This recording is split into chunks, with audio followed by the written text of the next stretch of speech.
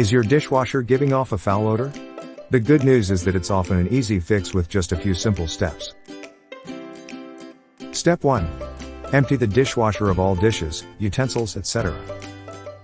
Step 2. Clean the drain filter, the spray arm, and the inside of the dishwasher with soapy water. Make sure to remove or wipe down any soap suds. Step 3. Fill a bowl with 1 cup of distilled white vinegar, place in the top rack, and run dishwasher cycle. Step 4. When the cycle is complete, pour a cup of baking soda into the bottom of the dishwasher and run a second dishwasher cycle. The foul odor should be gone. Repeat the process 3 to 4 times a year to avoid smells.